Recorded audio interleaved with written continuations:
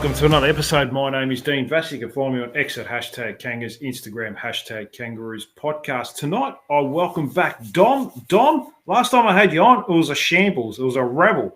Similar to the first three quarters last week against West Coast, but it came good like the last time. We finished off quite strong.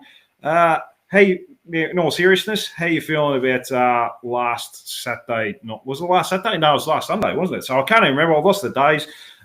It's been a long time. How are you feeling about it all now that a few days after emotions have settled? Do you feel like there's something to be positive about, like it was a bit of an escape, or were you like a lot of the supporter base and a little bit disgruntled about it all? Well, to be honest, Dean, I rang up my mate Will Smith, and he brought out the Men in Black memory wipe little device, and he just flashed the light in front of me, and I forgot all about it. So I've suppressed it that far down in my memory. Never to be no. In all seriousness, look, it was for three quarters there, it was an absolute disaster, and like so many of us, was sort of going to the socials and going to the private messages and chats with other supporters, scheming our ways to roll the board, sack the coach, all that kind of stuff. But no, it was terrible viewing there. But I sat down last night and rewatched just the last quarter, and was real positive signs there to see that the boys were able to dig in and get the job done. And like so many other supporters for other clubs, that you never really remember the wins and how you got there. You just remember you got the 4 points, and that's all that counts. So at the end of the year, we'll just see the 4 points there and the W against West Coast, and don't have to think about how we got there. What concerned you the most those first three quarters? Because I think I mentioned off here, it was 51 inside 50s to 18. It was complete one-way traffic. And I was only lucky for West Coast inaccuracy in front of goal. They missed a few out on the full as well, but kept us in the game and effectively got us over the line in the last quarter. Yeah, what was the main concern for you?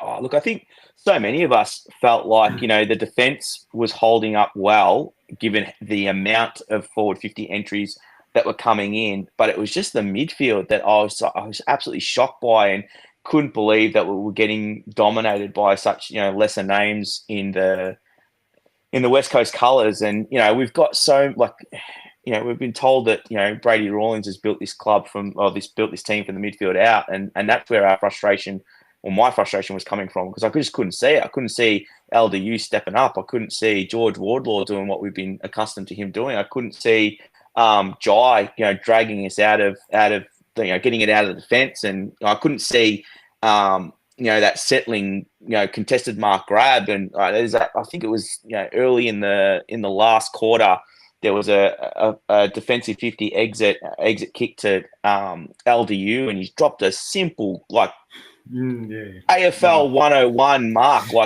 bloody under 16s level mark could have taken it, and he's dropped it. It's like that was where it really boiled over for me. So for me, it was the midfield that I was really frustrated by. Are you concerned with them? Because the whole year, they've been good, and I think a lot of it is Tristan Xerri, pretty much being almost an extra midfielder in there and doing a lot of the grunt work for these blokes. But we've got a lot of first rounders in there. You mentioned Brady Rawlings. He said he was going to build this team through the midfield out, and all the names you mentioned, they're all first rounders: Simpkin, LDU, Powell, Sheasel.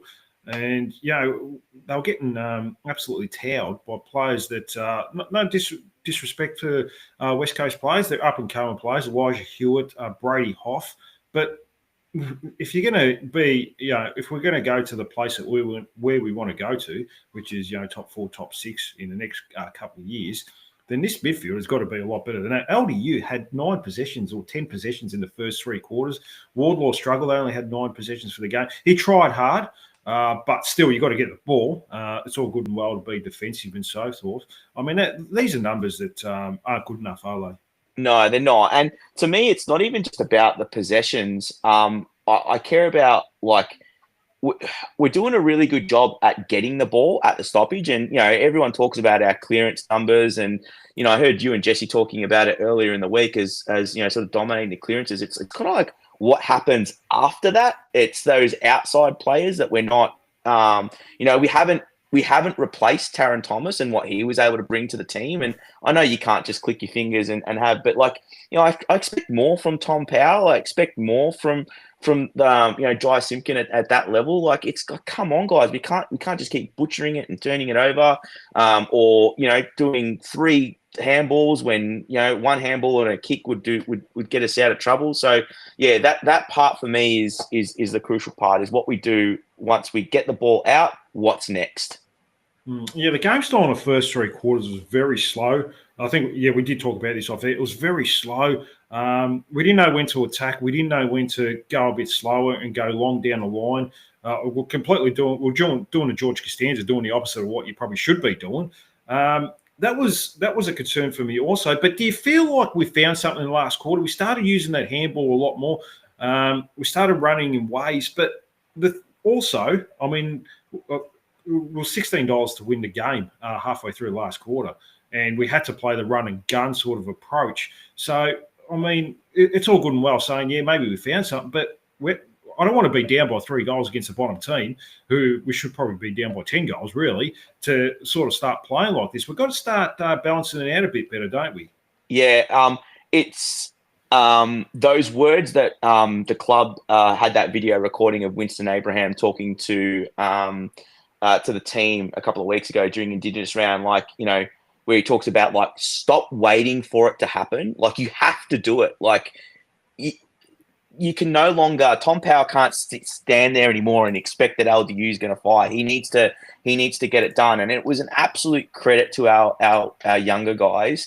Guys like Foss and McKercher, who for me were the engine room that got it all going for us, and credit to them, because they really dragged some of these senior guys along. And Sheezul, to his credit, he got things moving as well. But we can't let it get to that point. Like, it's got to be, no, this is not acceptable. Where we've lost, or whatever, we've conceded 20 inside 50s in a row, or we've conceded X number of goals in a row, whatever it might be. It has to happen sooner than that now, or it can't happen at all. And I think particularly for Freo coming this week, if we're going to have any chance, we have to come out the gate strong, like literally from the get-go. So let's hope that they bring that whatever energy they brought to it. And I think also a combination of West Coast dropping off a little bit, but let's bring the right mindset in and the right energy in, and see what we can do this week.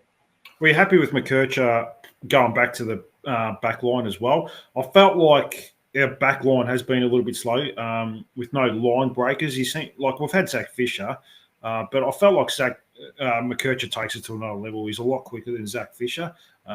He can run and break a line. His ball use is generally pretty good. Were you happy with that? He had 35 touches as well. Yeah, I think so. And for me, like, whether or not he stepped up because he was against his number 1 pick in Harley Reid, but I really think he showed Harley Reid and the broader community as to why he was the genuine, number 2 there. There were a couple of times where he shrugged off a tackle or beat him one-on-one. He was not afraid to take the game on. And I think over the last 4 weeks, he's had a really good block. That Richmond game where I'm sure it's running through his head around where he had that missed tackle, and that's, he probably wants to lift his standards up, and credit to him. He's still, what is he, 19 or whatever he is. He's going to have an amazing upside to him. But yeah, I think he's done really well. Anyone who was talking about, being disgruntled about us picking him, or we, should drop him or whatever, I think no, we've got to absolutely persist with him, and he's going to be a weapon. Yeah, I think even pushing up the field, I know he sort of struggled a bit early in the year, but the last couple of weeks when he was playing up the field high half forward, he was starting to find his own ball, and I think that's made a big difference going into the back line, because he's getting that.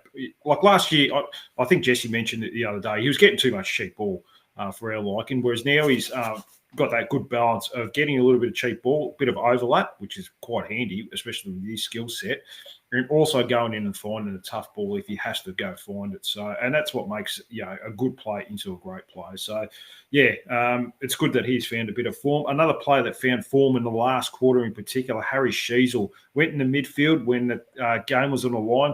12 possessions, 2 goal assists, 4 score involvements, 17 pressure acts, which was most impressive. 131 metres game, proved the match winner.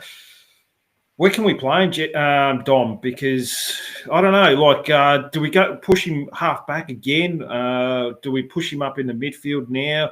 Half forward. He seems to be struggling a little bit there. He seems to have changed his tune the last week. I remember last week they interviewed him and said, "Where would you like to play?" He goes, "I wouldn't mind playing the forward line." And then this week he sort of says, "Oh no, look, I don't mind the midfield wherever the team needs me." So yeah, he's a tough one to find a position for, mainly because we've got 100 midfielders as well. Yeah, 100%.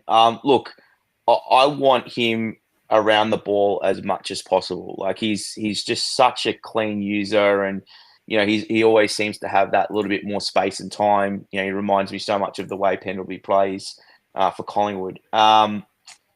I acknowledge, though, that we can't have them all playing there all the time. Hard for him to get and impact a game when the ball is spending so much time in our defensive half if he's playing forward. So we'll cut him some slack there. But if I'm right in Jesse saying earlier this week that he had like 58% game time up until whatever it was, I said that. time. Yeah, half time. 12 minutes in a row on the bench. That's inexcusable for me. I don't know what the coach is doing there. Whatever's happened there in terms of rotations obviously hasn't helped him out. But look, for me, get him around the ball as much as possible. I think he's better forward than what McKercher is, and I think he's better forward than, well, certainly from what we've seen of what Finn O'Sullivan can do. And maybe it's a bit of more swapping between him and Tommy Power, because Tommy Power can prove that he can kick goals. So yeah, I still think that forward mid mix is probably the right one, given how well McKercher's playing behind the ball. But maybe we just need to maybe more of a 60-40 split midfield forward as opposed to what it was last week. Fair enough. Yeah, well, I'm interested to see how they use him this week, to be honest, whether they just go straight in the guts with him from the first centre bounce, or whether they try him as a half forward again, or on a wing, or in the middle. So, well, I've got a funny feeling it's going to be a much more open game. It's a bigger oval. It's bigger. Yeah. Like they've got, like Freo have got much more silkier players. They'll want their space too. So I think that might work a little bit more in our favour. So it sort of lends itself well to him being more midfield this week. Well, like I said, I'm going to be interested to see what position they do use him. Generally, when I predict that they're going to play a position, the coaches usually go the opposite. Finn O'Sullivan. Now, do you think that was his best game for the club, especially his second half? 11 possessions. Seemed to be better on the wing. I liked him going forward rather than getting the ball in the defensive 50. I think he lacks a yard of pace. And, compared to a McKercher who can line break, he's a good user of football, generally can hit targets, which, about 30 players on a list can't seem to do. So I actually like him on the wing at the moment. Dom, what are your thoughts on him? Yeah, I was, again, watching that fourth quarter again, I was like, he was the engine room that sort of started it all, and the one that was putting it, the ball inside forward 50, and he really only missed one kick from memory, and it was, he probably missed it by 10, 15 metres, but look, he's got so much potential, like giving up him another, pre-season or two, he's going to bulk up. Those shoulders are going to fill out a little bit, but he's already, like, I feel so confident in his one-on-one ability. Like he's still strong. He's going to get caught with it a bit, but yeah, he's got such poise, and you can't teach that. I mean, I think you can always get better at the skill side of thing, but it's hard to teach some of those, those mental skills that he's so strong in. So I thought he was hard done by that he didn't get the NAB Rising Star. I didn't watch Dan Curtin's game, but apparently I think he got the Rising Star for last week, so it must have been pretty good. But yeah, I felt like that was definitely his best for the club. Where do you see him long term? To me, he looks like a natural midfielder, and we've got a million of them at the moment. Do you see him maybe on the wing, half forward, midfield, a little bit spells there, or something different maybe? Yeah, look, I reckon it's so hard, like, because like the age bracket of the group is going to suggest that they're also tight. Probably on, like, in the midfield, but maybe more of a winger. And he's so big, right? So, and you can only assume that he's going to fill out and get some size. And, you probably see him being that outlet kick for us that we probably struggle with out of defense. I can see him, in his 20s, being the one that takes the contested grab on the wing that, after, McKerch breaks the lines and kicks out of defence. So hopefully that's where I see him and maybe pushing forward a little bit from there. But yeah, wing, midfield, that's where I probably hope he ends up. Well, our whole list is built on midfielders and half forwards, so he's got a lot of competition for spots. But the cream always rises to the top, and look, it's good to see that he found. I think a few people not so much concerned, but maybe a bit worried about his development, how he's going the first half of the year. But I don't think there's too much to concern there. I mean, I remember Lee Adams in the preseason said, "Oh yeah, we'll get him in the midfield this year at some point." I'm thinking, Jesus Christ, how many more midfielders can you get in there at the moment, Dom? Because, there's a few missing out at the moment that probably could be playing, but, you can't fit them all in. 100%. Anyways, we'll move forward. So last time we played Fremantle was round 2, 2024, a 26-point loss, getting overrun the second half after being 17 points up at halftime. 7 goals, 5-1-1 in the third quarter, and that was that. LDU, 30 touches, 9 clearances. Tom Powell, 28 touches, 2 goals, and Harry Sheusel with 35 touches in the back line. Our best on that day. Now, I don't know if you remember, but that was we were all getting excited in that first half. Dom, it seemed like everyone was talking about North Ball and how good we're developing, but kind of fell apart after that, and we lost about the next 10 games by about 7+ goals. Yeah, it all sort of fell apart in that third quarter, I think, from that game. We only really played half a footy. And look, I think, defensively we've probably come a long way since that game. I've got a lot more confidence in our defence. In saying that, though, without Charlie Comden, it's probably going to be not as what we'd like, and Aiden Core being out as well. So, look, I would also say we're conceding far less points this year compared to what we were conceding same time last year. So hopefully we're going to deny them those entries. And look, I think we can all agree over the last, whatever it is, 10 weeks that we've had, we've certainly stopped teams, scoring heavily against us. So yeah, let's hope it's not a repeat of that game last year.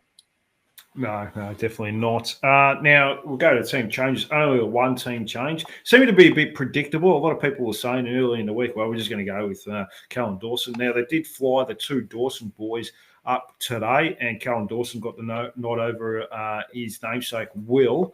What do you think about the team changes? A lot of people sort of saying there should have been more, especially after those first 3 quarters. But I think they flew over a squad of 24, 25, and that was going to be the players I'm going to pick for the next 2 weeks anyway. So yeah, I've got no issues. Maybe, when they come back to Melbourne and play Carlton next week, there might be more enforced changes. But what do you think about just the one change?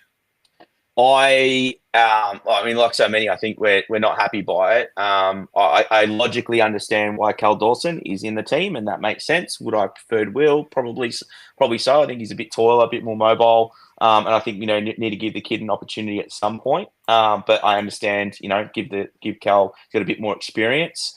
The team is going to have to defend a lot better, and I think if we can deny their ability to be able to penetrate our defense, or if they do, into the pockets, will the defense stand up okay?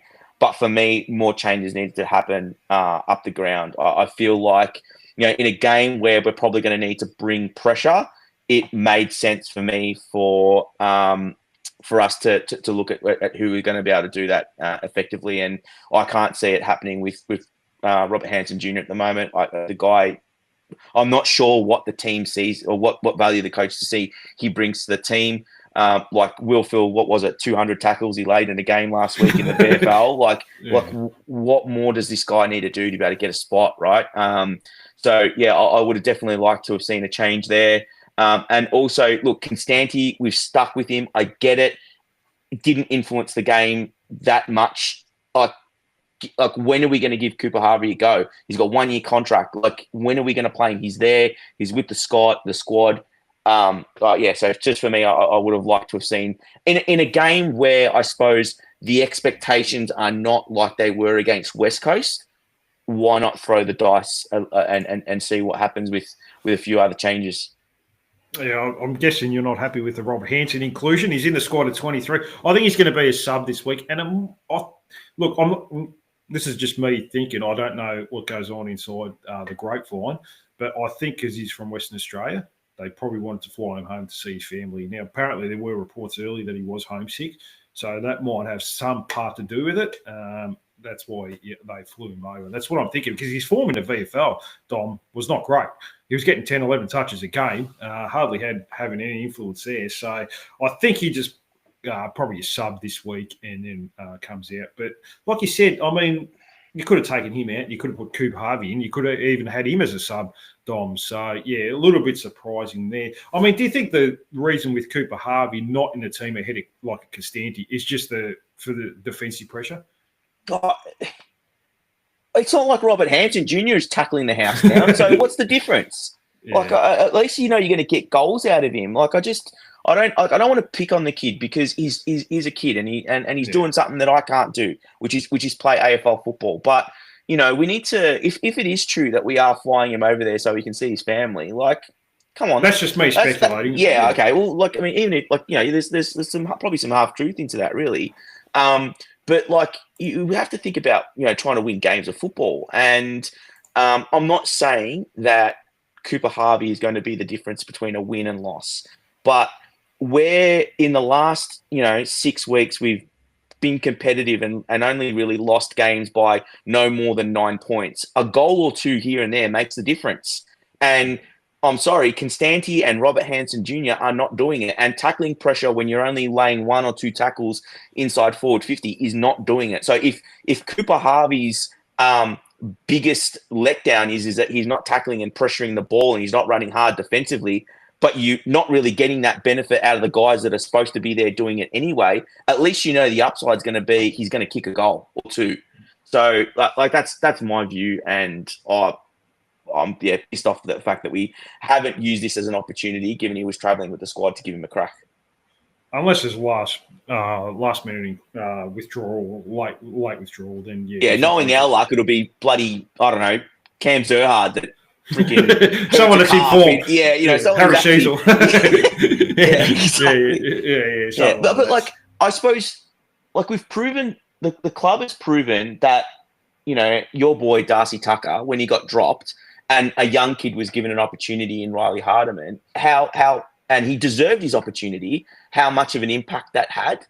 And I just, I don't think gifting games to Hansen Jr. because, the team was traveling to WA or, he's got upside potential or whatever it is the right way to go about it. I think there's other ways that we can show that sort of, ability to be able to support a player if they need it. But I think in a year that we have some expectations on the team, winning games is the most important. And who are the guys that can help us do that most? Yeah, unfortunately, Darcy Tucker's out for the year.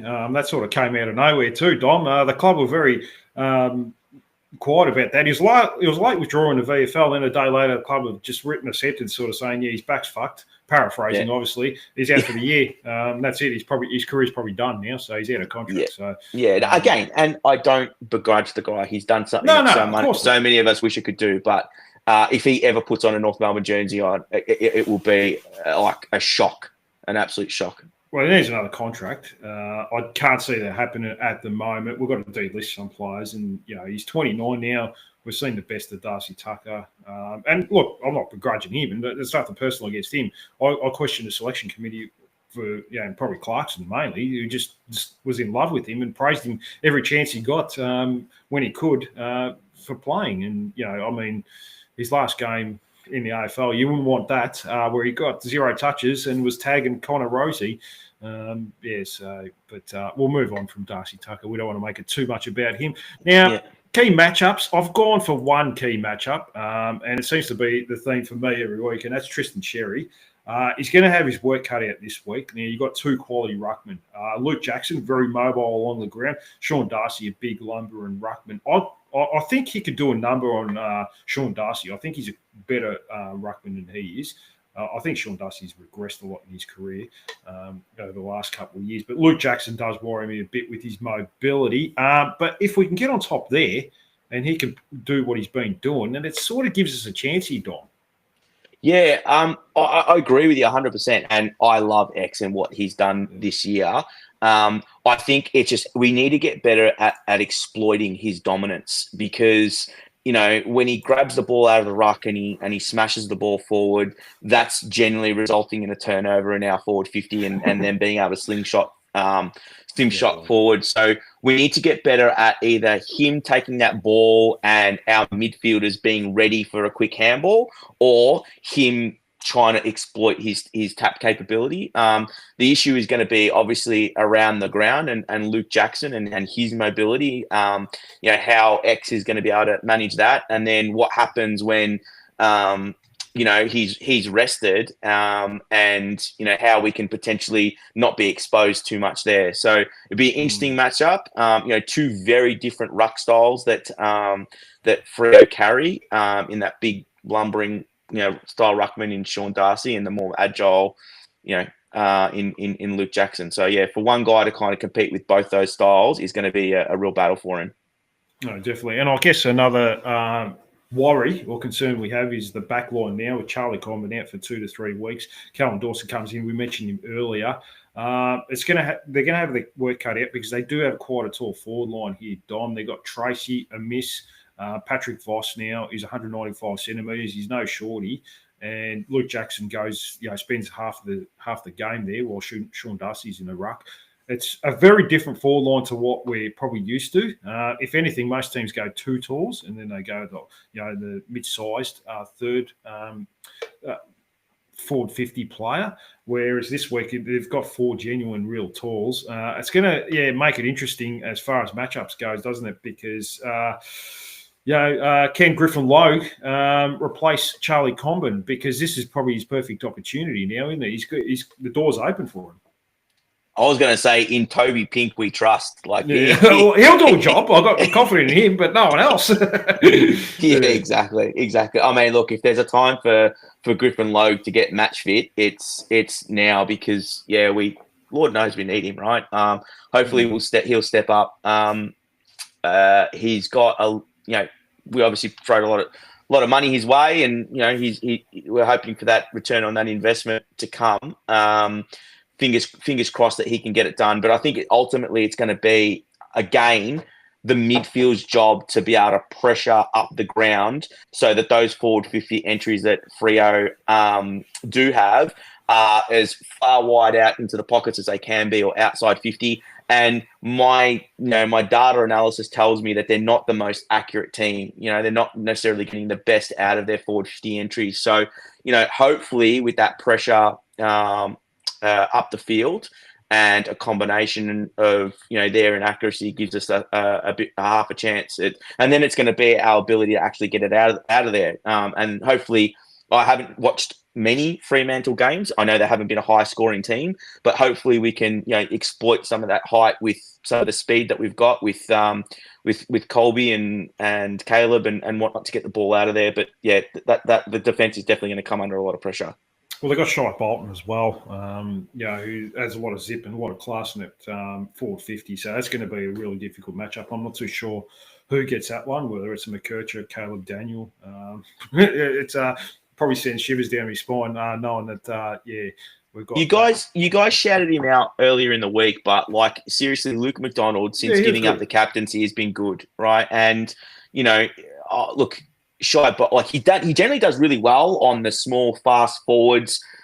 He's he did a good job on Liam Ryan. I thought he done a really good line, and so I think if he takes Shy Bolton when he comes into the forward 50, and don't forget we always matched up really well against Richmond whenever we played them, and Shy was there for those Richmond years. So fingers crossed that he can do a bit of a number on him if and when he pushes forward. No, definitely. Now, a player that's out of form, going to the forward line, Nick Larkey. He'll get Alex Pearce this week, most likely. He seems to get him as a matchup. He's captain of Fremantle. A tough week to turn it around, though, isn't it? Yeah, Alex Pearce is a great defender. He's right up there as one of my favourites. Look, I don't know what's going on. I don't know what's going on with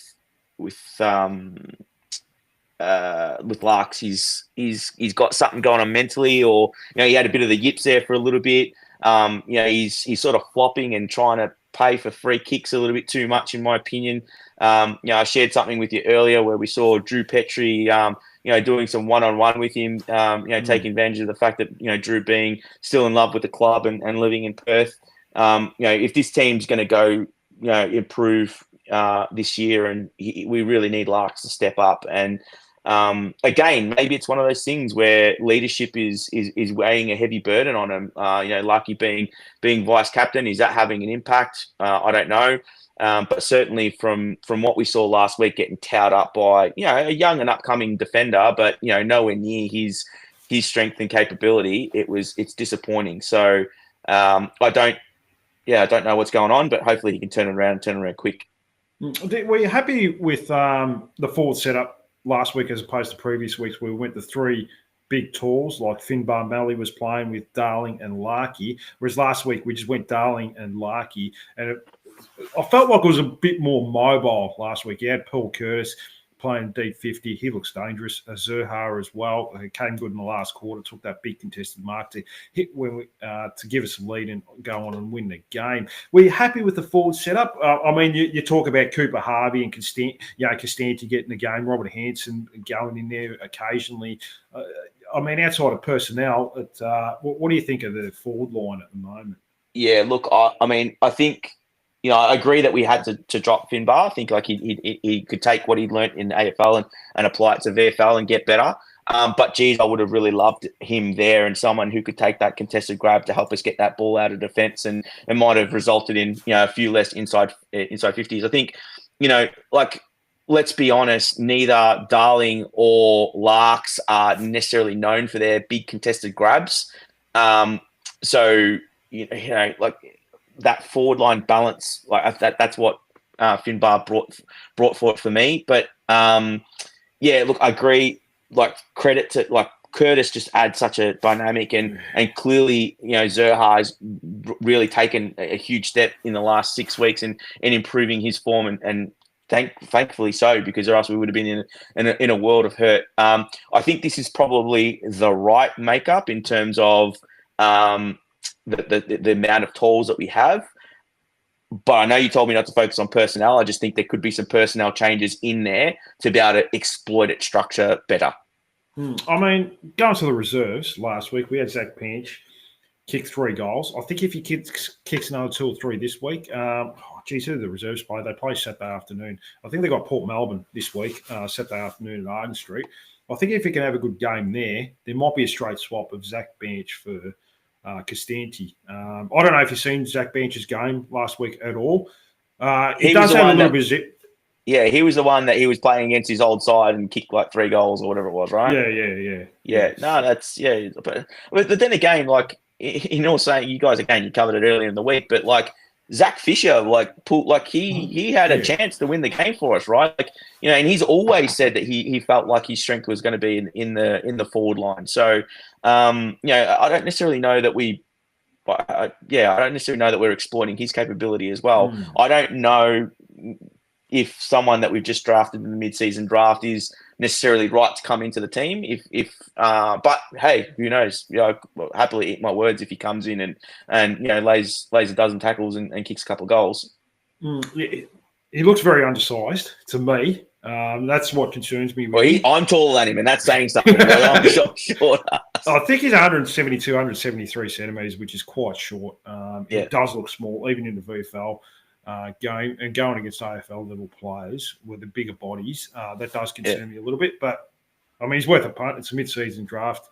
I don't expect anything from anyone there. So I don't think we haven't really proven ourselves as being the best at picking them in the mid-season. I don't think any team's really. You got the odd diamond in a rough like John Newcomb has come through, and you probably Ned Long from Collingwood. You might find the odd one, but outside of that, you really, it's a needle in a haystack almost, trying to find something there. I'd rather see the mid-season trade period, to be honest with you, Dom, for 3 or 4 days rather than this mid-season draft. In saying that, Archer May is having a debut, which is a player that I would have probably preferred. He's a big key tall forward. He's making his debut for the Bombers this week, so I'll be interested to see how he goes. But not to worry about that. We can't. I'm not going to certainly put any trust in Brady Rawlings making the right decision anytime soon. There, Dom. You mentioned Zach Fisher, 3 behinds and 1 out on the full. And there was 1 smother in there as well. He actually had 5 shots. Right. Yeah.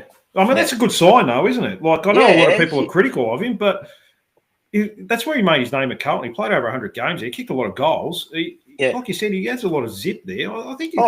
He kicks one of those, and he's turned the game around, right? Like he was definitely a spark in there, and obviously West Coast didn't have an answer for him. So. I was happy with it. I was like, okay, that's different. At least we've tried something different. Didn't necessarily result in impact on the scoreboard, but it was exciting to see. Now, one player before we get predictions and so forth. One player I want to talk to you in the reserves, and there's been a couple of people who come in my DMs this week. Have sort of mentioned Zane Duursma. They're a bit worried about him. Last week in the reserves, only had 12 touches. He's playing on the wing. He's going from position to position to position. They don't know where to play him at the moment. We've got too many half forwards on the list at the moment.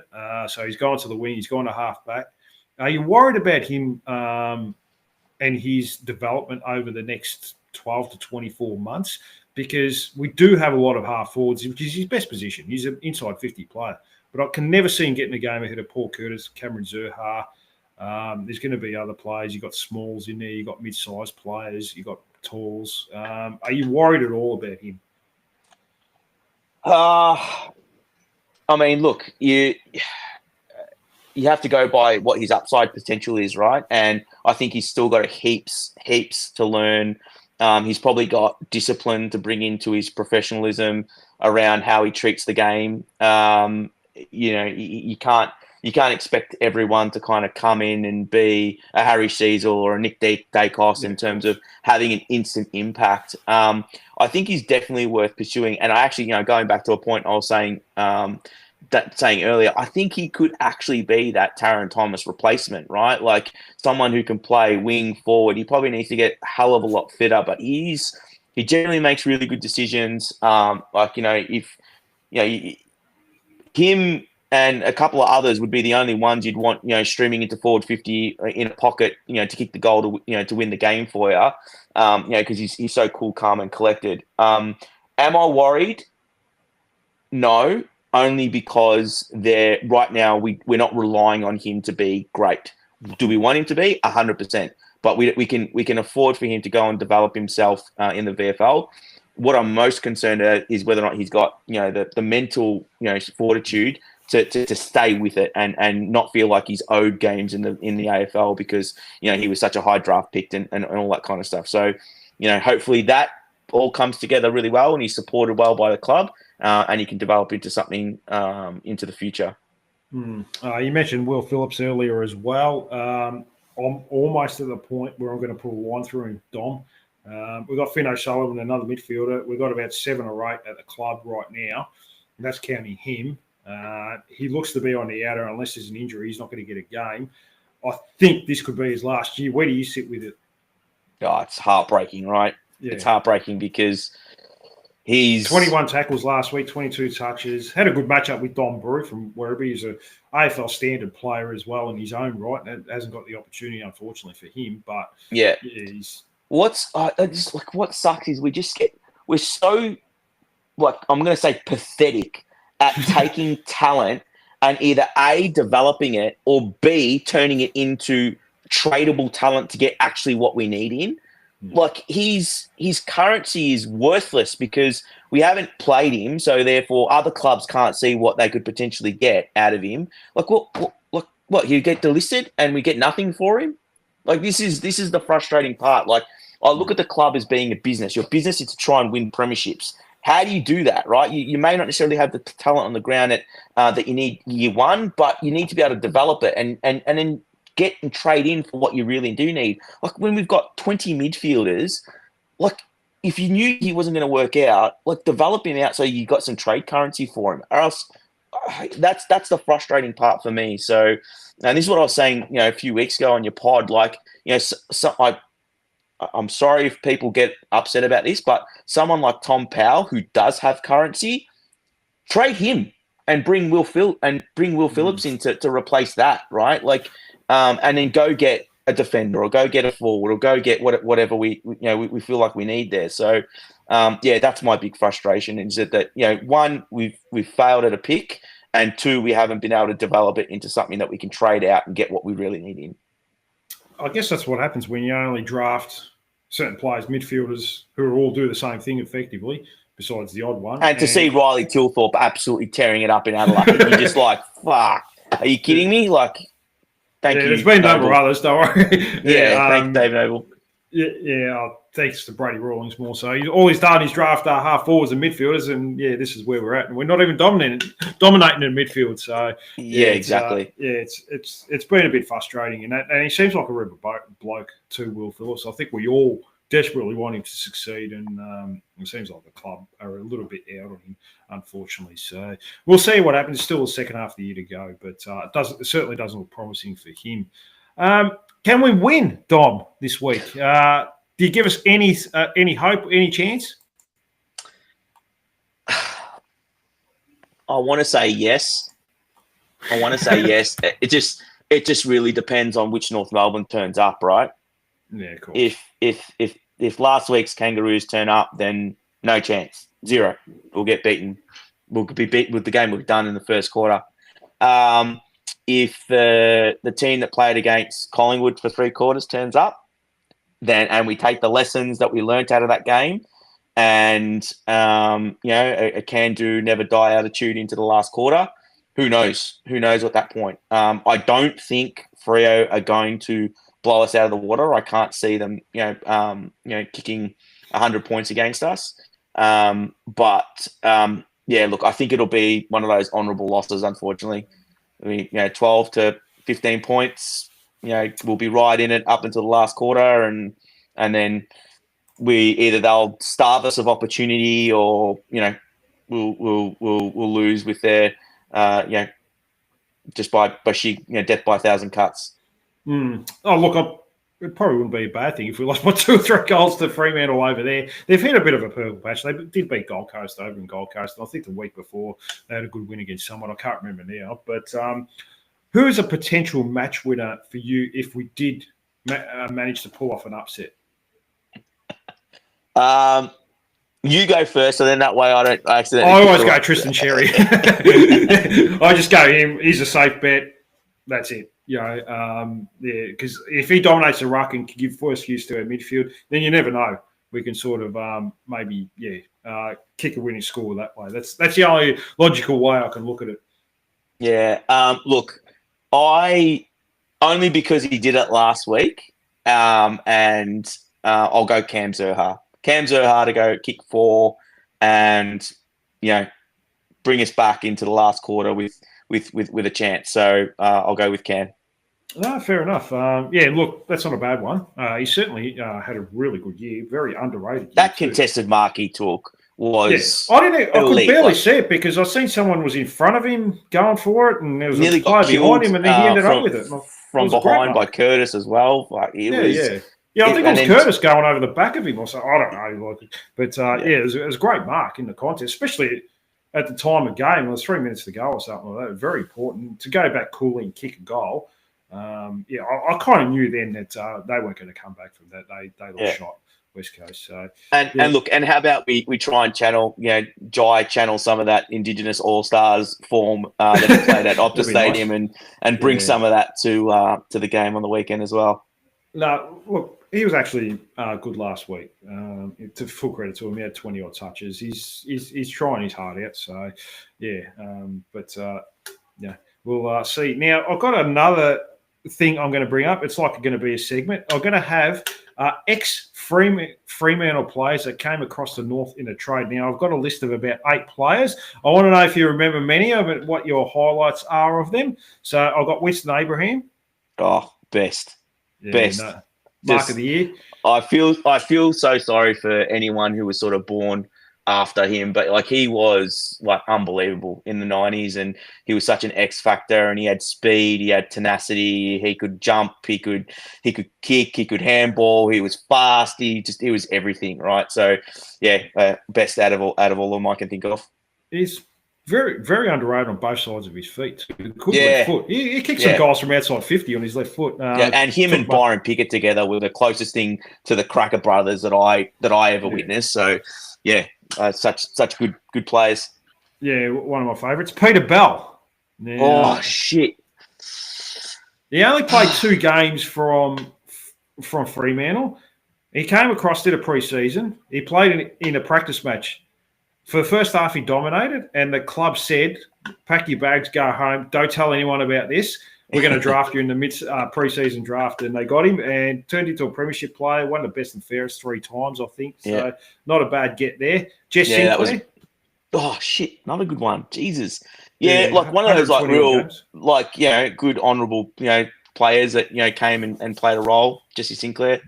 Yeah, I remember a story he said once. He goes, he was struggling. He was in last year. His contract was in and out of the team. And Dennis Pagan came up to him and said, "How old are you?" He goes, "I'm 22." And Dennis Pagan said to him, "Oh well, football doesn't last forever."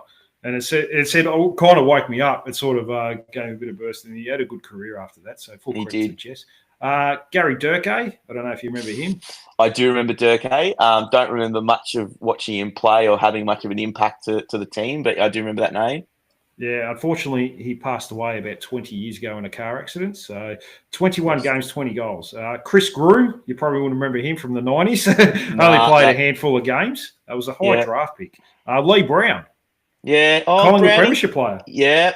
Jesus, he played 3 clubs. Yeah, he played at did he play at Melbourne as well? He played at Fremantle, North, and Collingwood. Yeah, that was it. I think. Yeah, so. Brownie was like one of those ones that sort of had a role to play, did it really well, and was good for the club when he was here. Yeah, he was a high draft pick as well. I think it was top 3 or top 4, and good. He was one of those ones that was supposed to be a forward, but ended up finding himself in the back line and doing a really good job. Yeah, and it was a good forward second ruck for Collingwood in those premiership years, in the premiership year of 2010. Griffin Logan, Darcy Tucker. I don't need to say much more about them, do I? So I think we'll put a to be determined next to Griffin Logan and a big X next to Darcy Tucker. Yeah. Look, he played a lot of games, Darcy Tucker, whether they were warranted or not. But good, honest player.